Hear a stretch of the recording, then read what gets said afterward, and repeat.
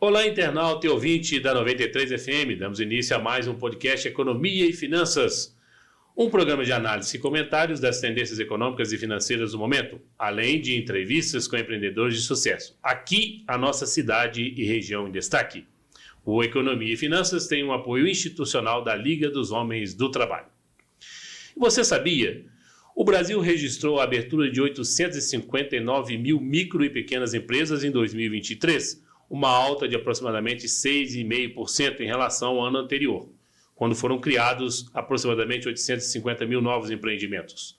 Os números apontam para uma média de 2 mil novos negócios desse porte abertos por dia, segundo o levantamento do Sebrae, com base no Cadastro Nacional de Pessoas Jurídicas, o CNPJ, disponibilizado pela Receita Federal. No caso das novas microempresas, categoria que fatura até 360 mil por ano, o saldo foi de 674 mil para 715 mil de 2022 para 2023. Já as novas empresas de pequeno porte, cujo faturamento anual vai de 360 mil ao teto de 4,8 milhões, passaram de 130 mil para 143 mil no mesmo período. Juntas, microempresas e empresas de pequeno porte formam as chamadas micro e pequenas empresas. Na análise temporal mais longa, é possível ver um incremento sustentável de micro e pequenas empresas no Brasil. De 2019 a 2023, o número de micro e pequenas empresas no país teve um aumento de 45,8% e chegando a 60,5%.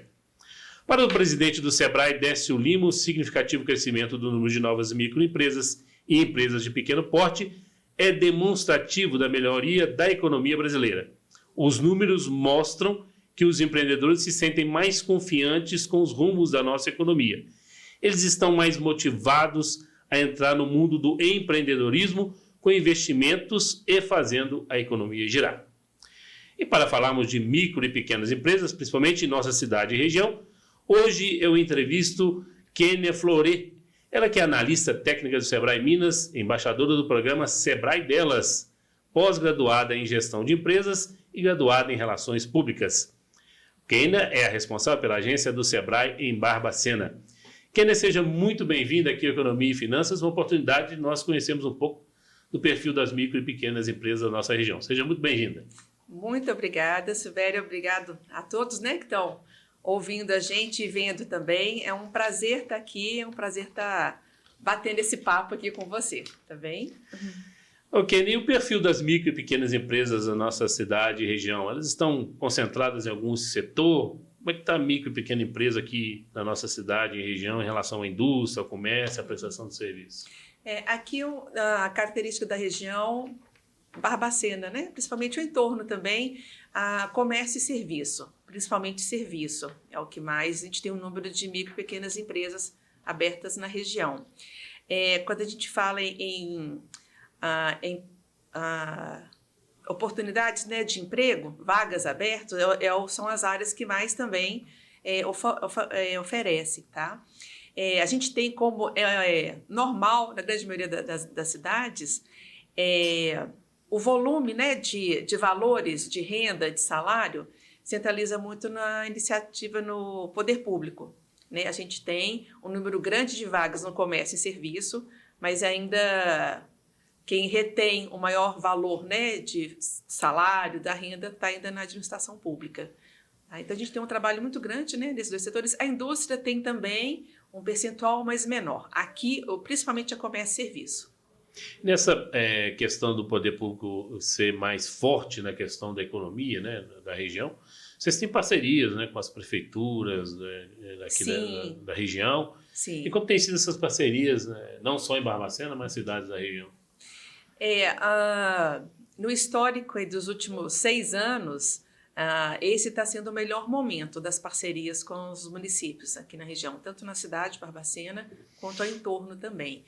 Então, a gente já tinha um relacionamento com esses municípios, e E fomos agraciados, né, nas últimas mudanças que tiveram, de entrarem pessoas que já tinham uma relação com a gente, então a gente está conseguindo fazer um trabalho bem mais aprofundado nesses municípios. Então, a gente trabalha não só com quem quer empreender, né, quem quer montar um negócio, ajudando na gestão, na capacitação dessas pessoas, mas também um trabalho muito forte com as escolas. A gente tem um programa de educação empreendedora, é um dos braços do Sebrae atuar também nas escolas, então a gente está tendo muita oportunidade. A gente atua aí com os professores, falando sobre empreendedorismo, o que é muito importante também, né, salientar. Por que empreendedorismo? Né? A gente associa muito a palavra empreendedorismo a ter um negócio próprio, né, a ser um empresário. Então é bom separar um pouquinho isso, entender. Quem tem um negócio próprio, formal ou informal, ele é um empresário, ele tem uma empresa. O empreendedorismo está relacionado a questões comportamentais, que vale não só para a empresa, como para a vida da pessoa, né? Com o objetivo principal de colocar a pessoa como agente da vida dela, empoderar essa pessoa, ela é protagonista da vida dela. Né?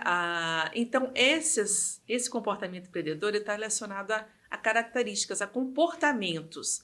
Como o Sebrae trabalha muito com empresa, então a gente traz esses comportamentos, essas características para o negócio da pessoa.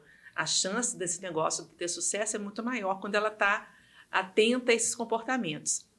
Mas isso a gente leva para a escola também, para que, de alguma forma, o professor, a gente não consegue, às vezes, chegar muito ao aluno, mas a gente trabalha com o professor para que ele possa entender o que é isso, o que é ser uma pessoa empreendedora, que não está relacionada a necessariamente ter um negócio, mas levar para a vida, de alguma forma, na sala de aula, através de um discurso, de uma conversa, de uma dinâmica, ela colocar isso com o aluno, a questão do comportamento empreendedor. E quando a gente pensa em desenvolvimento local, né, que é econômico, que é pôr dinheiro no bolso da pessoa, que é onde o Sebrae atua mais, a gente entende que trabalhar essa base aí é o que garante um futuro mais promissor para o município, né? Então, o Sebrae atua com os empresários, que é onde a gente está mais conhecido, a gente tem um braço de atuação com as escolas e também com o poder público, também trabalhando nas políticas públicas, né? E junto com o município, atuando também com os empresários. E a questão das escolas, são escolas da rede municipal, estadual?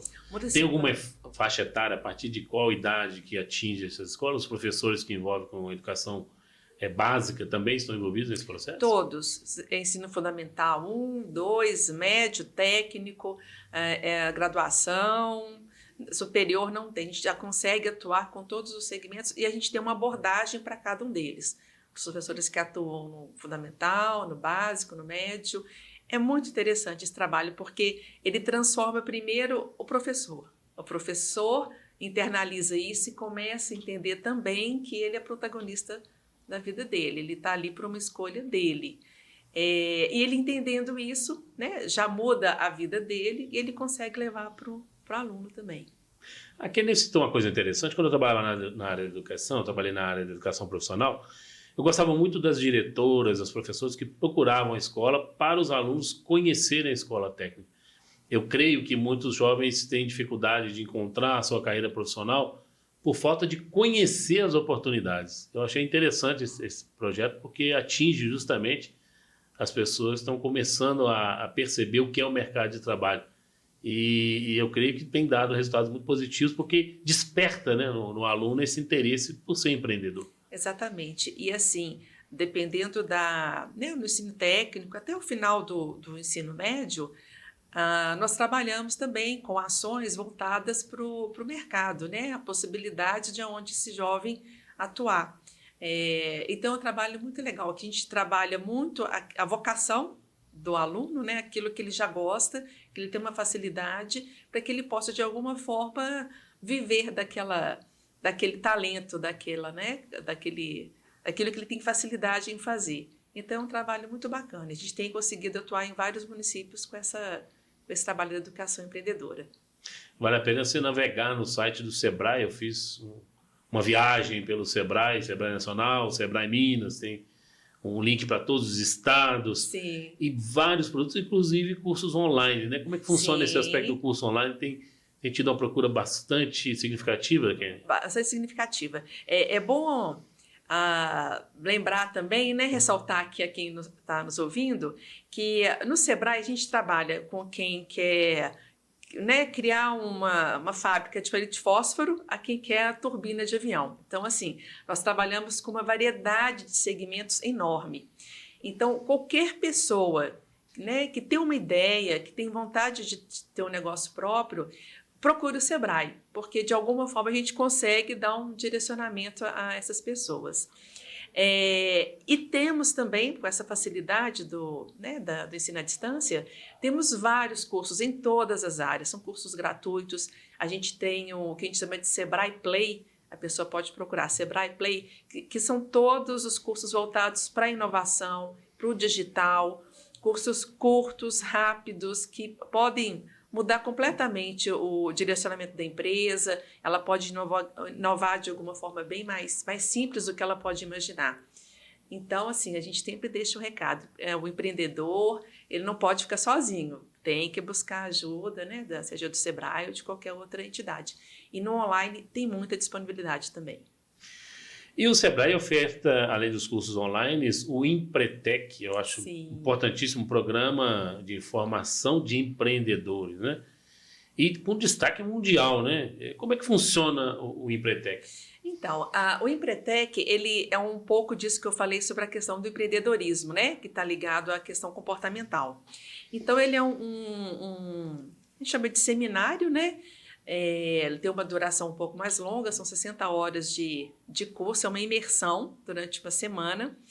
E ali a pessoa ela vai vivenciar, ela vai, na prática, ter a oportunidade de aplicar todos os comportamentos, todas as características que são, a gente começa com 10 e elas se desdobram em 30.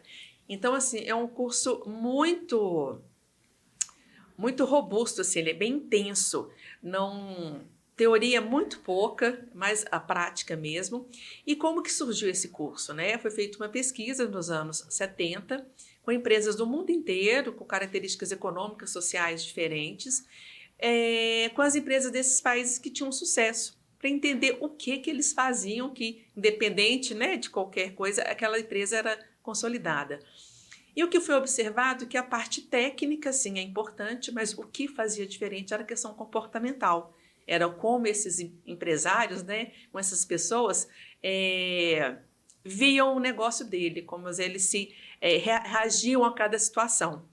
Então, com isso, buscou-se, né, todas essas informações, criou um curso. A ONU é a dona desse curso, e aqui no Brasil, quem tem autorização de aplicar é o Sebrae.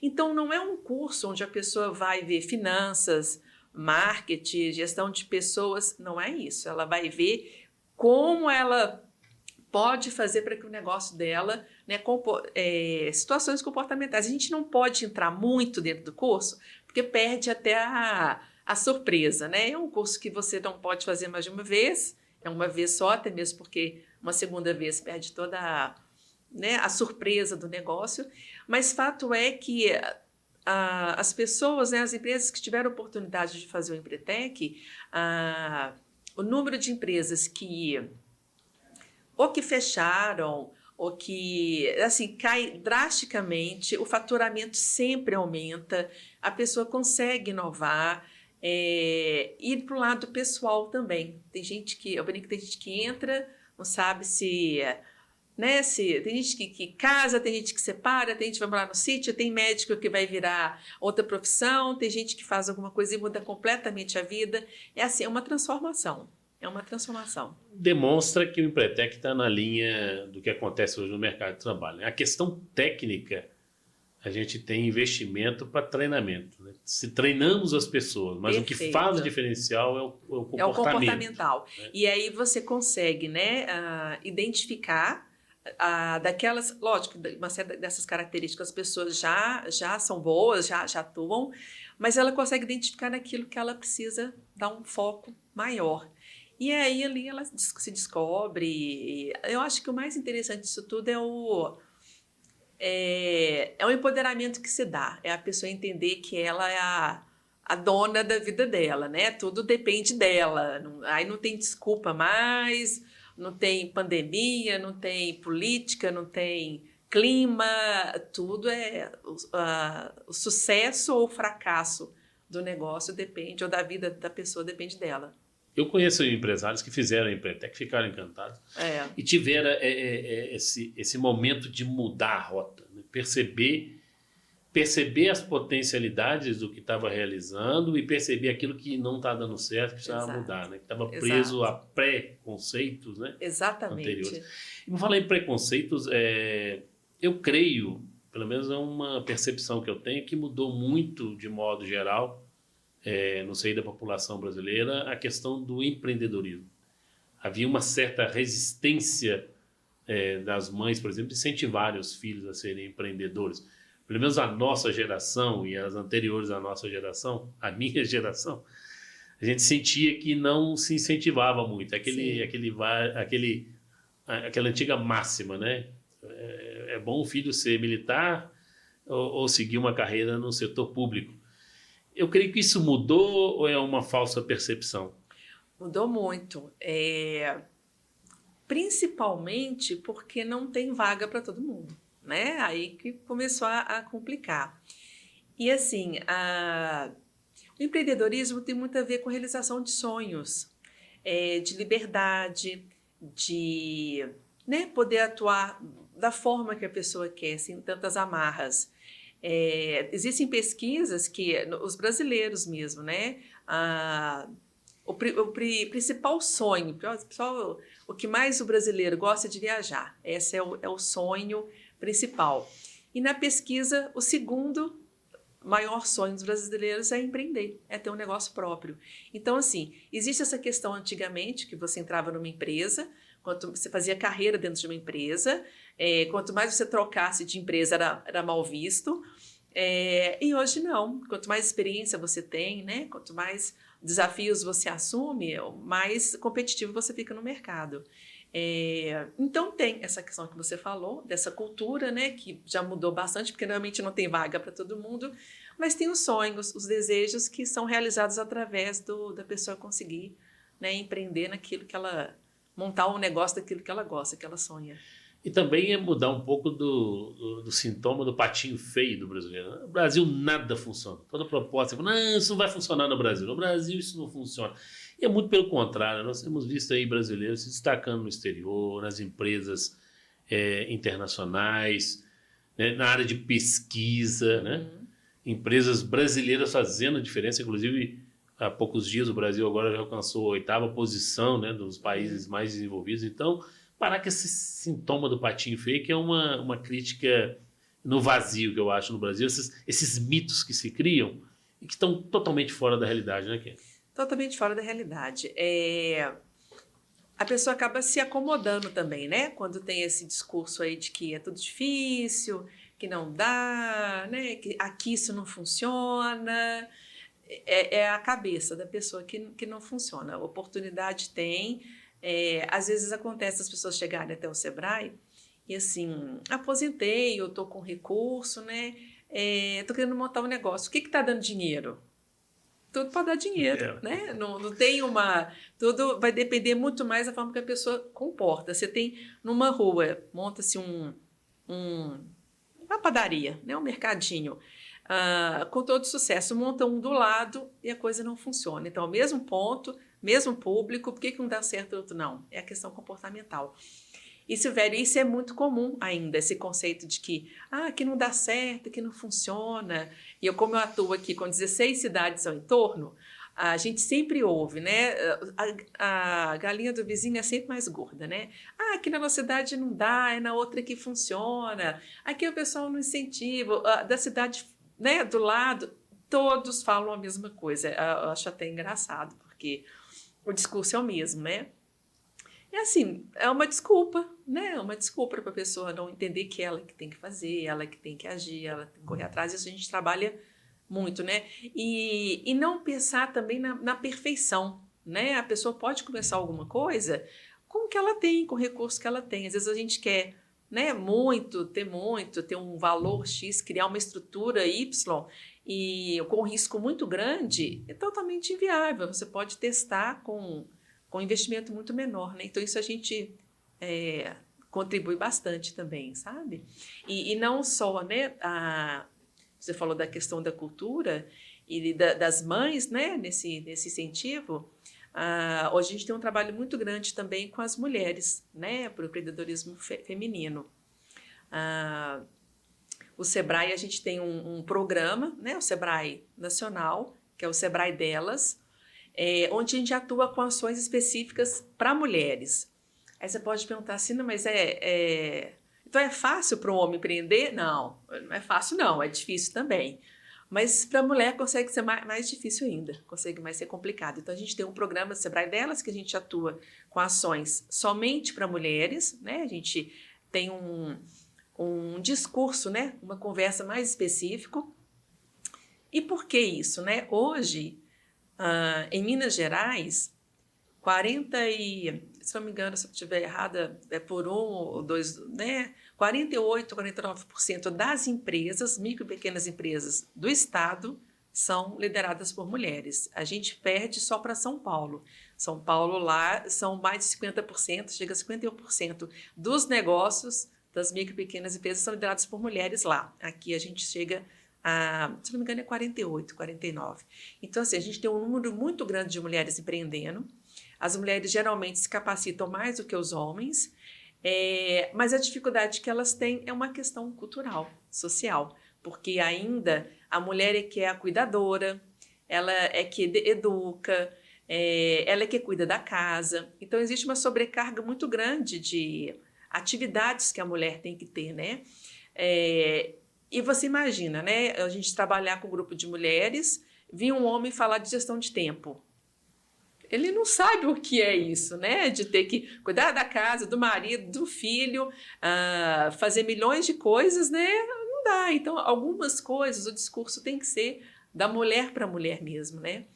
A experiência entre as mulheres. Exatamente, porque assim, como que ela consegue, né? Como é que a gente consegue fazer tudo isso com um tempo que a gente tem que é muito... Fica mais curto porque as atividades são muito maiores, né? Então, assim, e o apoio também, né? Existe um apoio, uma rede que é feita entre essas mulheres que se divide né, as dificuldades, os sucessos, como lidar em várias situações.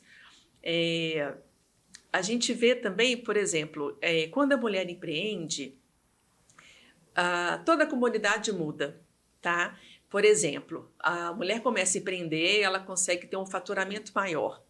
Geralmente, quando a mulher, né, tem um poder aquisitivo, né, tem um recurso um pouco maior, ela ajuda geralmente um sobrinho a fazer um curso, traz algum benefício, né, ou seja, para um cuidado médico, possibilitar financeiramente esse cuidado médico de um parente. Um pouco diferente dos homens. Os homens, geralmente, quando tem um dinheiro assim, aí ele investe o que primeiro? Carro, né? Uma moto. Então, além disso, o empreendedorismo feminino, ele tem um impacto maior na comunidade, porque o recurso é voltado mais para dentro. E a nossa geração, acho que também terminou aquele preconceito da mulher dentro das empresas, das organizações. A gente, pelo menos, percebe hoje, e elas estão em todos os tipos de setores, de empresas e cargos. Se a gente voltar à geração anterior à nossa, tinha muito preconceito, né? A mulher chefe.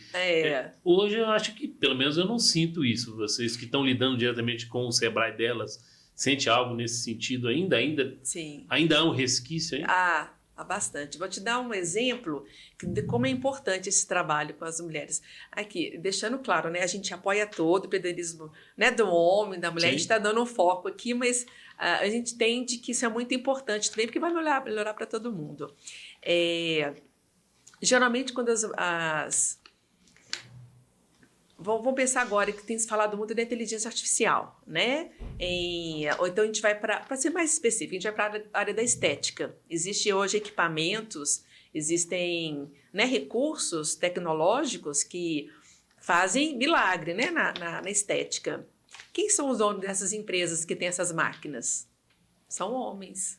Então, assim, por que a mulher não está ali fazendo isso, atuando, né?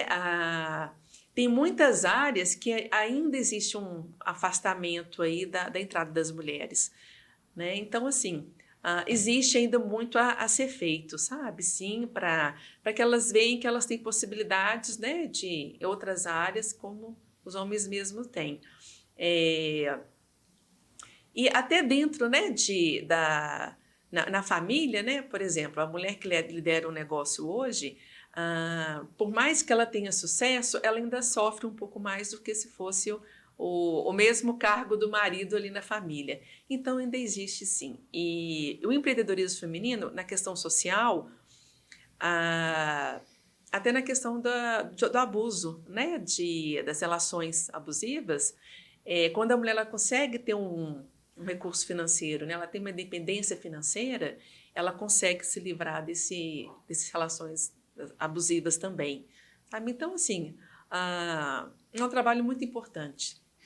E o Sebrae delas está focando nas que já são empreendedoras, ou vocês têm dentro do Sebrae delas algum foco para aquelas que pretendem ser empreendedoras, ou seja, despertar na mulher o caminho do empreendedorismo? Sim. Tem as duas vertentes, eles trabalham juntos ou são momentos diferentes? Tem momentos separados e tem oportunidades que a gente consegue trabalhar juntos, né? Você até falou das parcerias aí com as prefeituras. Aqui mesmo, vou falar aqui de Barbacena, porque é uma cidade ainda maior e que dá muita oportunidade, né, para quem está ouvindo. Existe a Jornada Empreendedora BQ, que é uma parceria com a prefeitura, e ali nós temos programas mesmo, onde a gente atua durante 4 ou 5 meses com os empreendedores em todas as áreas da gestão, finanças, marketing, gestão de pessoas, vendas, mas nós trabalhamos com grupos separados. A gente tem um grupo de quem quer montar um negócio, ter uma ideia de negócio, a gente tem um grupo dos microempreendedores individuais, e a gente tem um grupo para quem é microempresa e EPP. Então, a gente consegue atuar separadamente com esses potes de empresas, mas e as mulheres podem participar de todos eles, mas a gente tem também, dentro dessa jornada empreendedora, um grupo que é só para mulheres, também com uma série de capacitações, e aí a gente trabalha com quem tem uma ideia de negócio, para quem é MEI, microempresa, a gente consegue abraçar todo mundo. É um programa financiado pelo Sebrae e a prefeitura, então quem participa não tem custo nenhum, ele tem que fazer uma inscrição junto à prefeitura, a Sala Mineira do Empreendedor. A gente vai para o 2º ano agora dessas ações, então assim, tem sido também no município um trabalho muito interessante, e quem tem um negócio, quer aprimorar, quer inovar, vale a pena participar. Só está ligado aí às redes sociais, né, mais da prefeitura e da Sala Mineira, para quando estiver disponível. Olha só, oportunidades não faltam, inclusive em treinamento e despertar aí o conhecimento para a área de empreendedorismo. Pessoas, mulheres que têm interesse, jovens, né, que têm interesse em fazer parte de atividades do Sebrae aqui em Barbacena, onde fica a agência, o contato? Ok. O escritório do Sebrae fica na rua Humberto Wilke Borato, número 81. É naquela subida, tem uma loja ali de peças antigas, Servox ficava ali nessa subidinha, eu não esqueci o nome da loja, está lá na esquina agora. É um prédio branco de esquina, a entrada dele fica em frente à Habitare. Então, a gente está no 2º andar desse prédio, atendimento de 9 às 17, a gente não fecha para o almoço.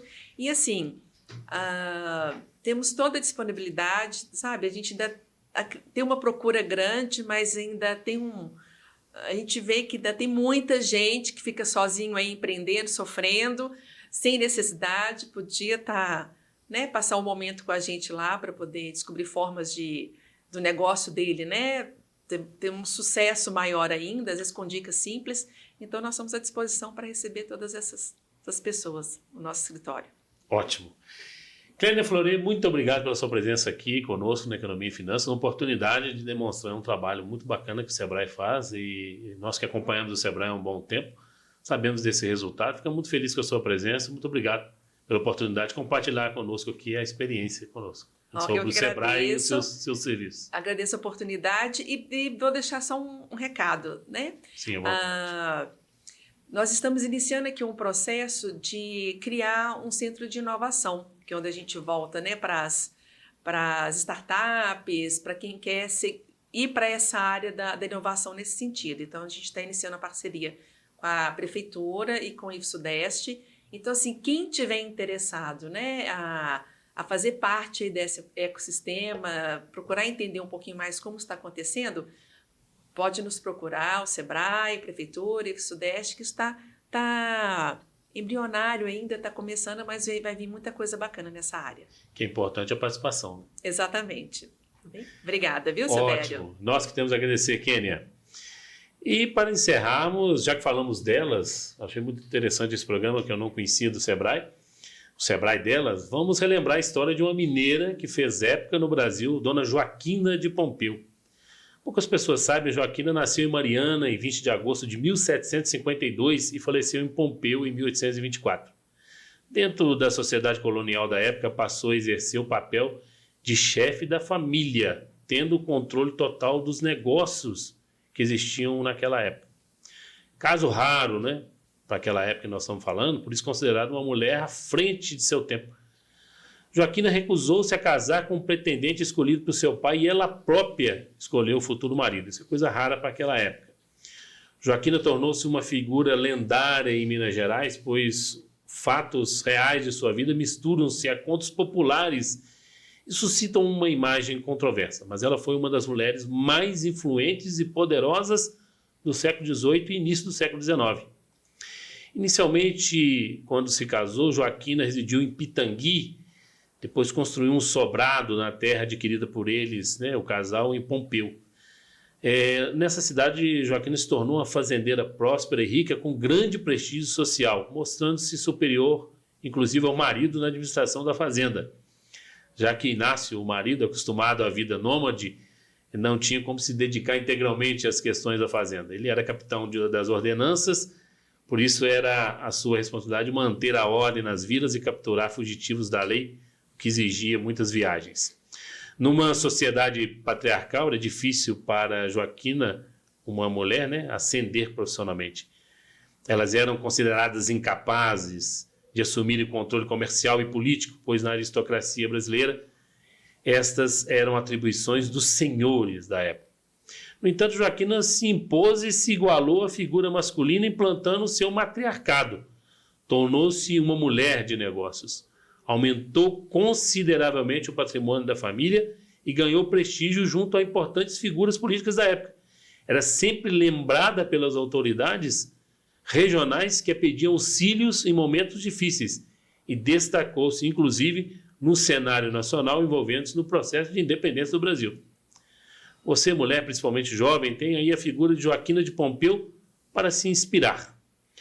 Não esqueçamos de nossa imperatriz austríaca Leopoldina, aquela que deu o tom de responsabilidade que faltou ao desgoverno do reinado de Pedro I. E o que dizer então da princesa Isabel, né? Sua percepção clara para dar fim à escravidão no Brasil. Queridas, o mundo é de vocês. A Inglaterra, um país não menos patriarcal, governada majoritariamente por homens, sempre destacou-se pelo reinado de suas rainhas, principalmente pelo reinado de duas famosas monarcas, a Rainha Vitória e a recente falecida Rainha Elizabeth II. E sem contar as heroínas anônimas, né? Essas as principais heroínas. As nossas primas, irmãs, tias, mães e avós. E neste mesmo batido do empoderamento feminino, eu encerro a Economia de Finanças de hoje com uma frase de autoria da maravilhosa escritora Louise Alcott, autora da famosa obra Adoráveis Mulheres. Abre aspas. Ao longe, lá no brilho do sol, estão minhas mais sublimes aspirações. Posso não alcançá-las, mas consigo olhar para o alto e ver suas belezas, acreditar nelas e tentar seguir por onde elas me guiam. Siga a sua estrela guia. Sucesso! Uma ótima semana a todos. Até a próxima!